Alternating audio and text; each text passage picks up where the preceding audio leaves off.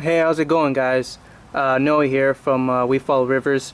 So we've been getting a little more active on our YouTube channel lately, and we've been getting a lot of emails about the gear we use, and questions about coolers, kayaking gear, fishing gear, Jeep gear.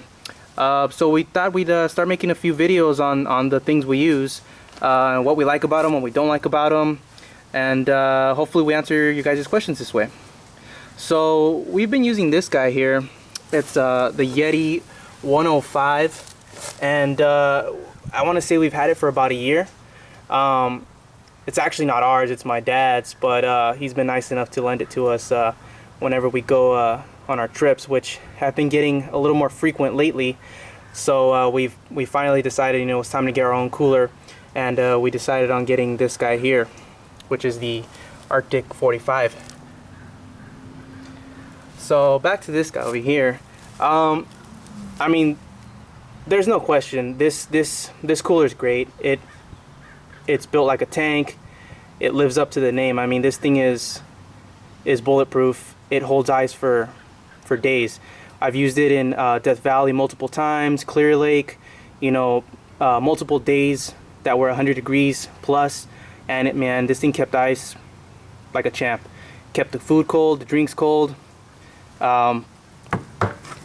It's a good cooler, but you will have to pay a good pretty penny for it. So that's the YETI. So when we finally decided to get our own cooler, we were thinking of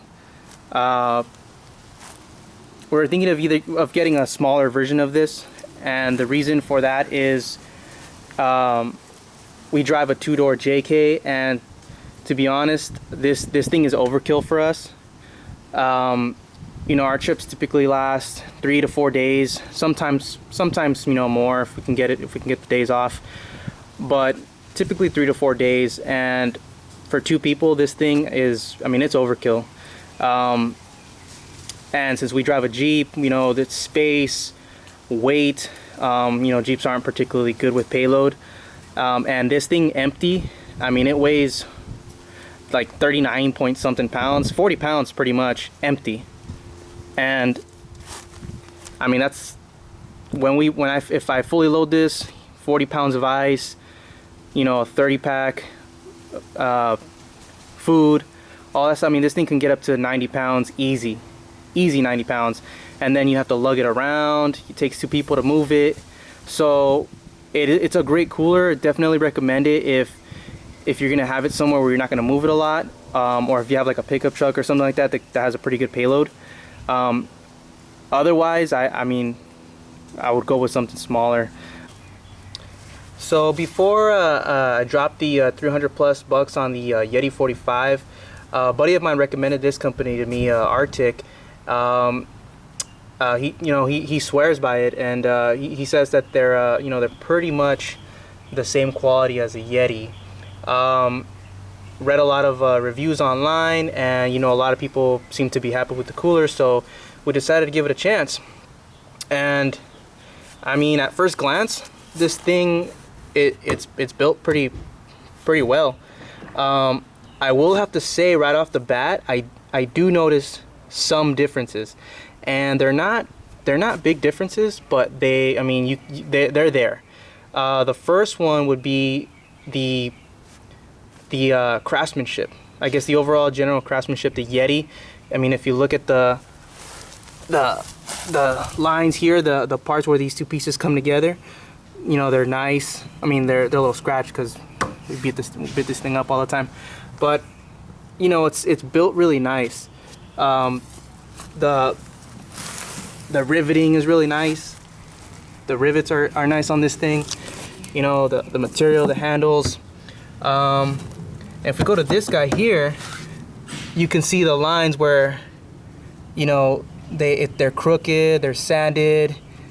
You could tell they were trying to hide their, like if you look in here, you can see all these imperfections.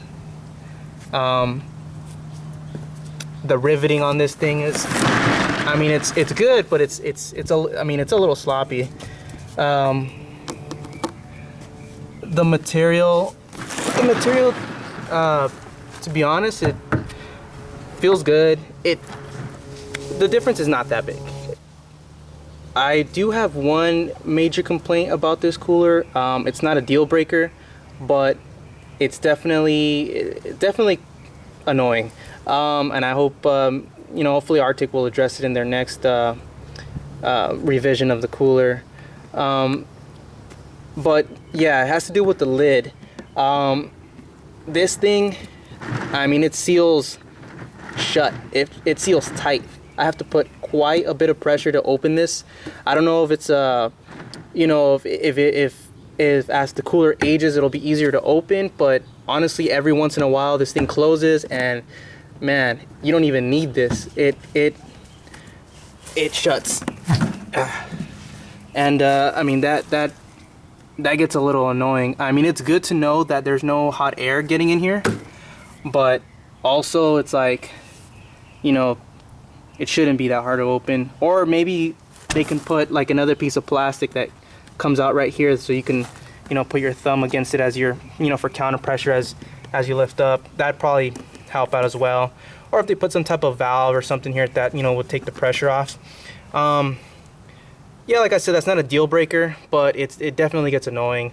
So I'm probably gonna install some type of handle here or something that I can, you know, so I can open this thing a little easier. But yeah, if you see, you can literally lift this thing, and there's about 15 pounds of ice in there and like 20 cans, and look, stays shut. I mean, you have to put a lot of pressure.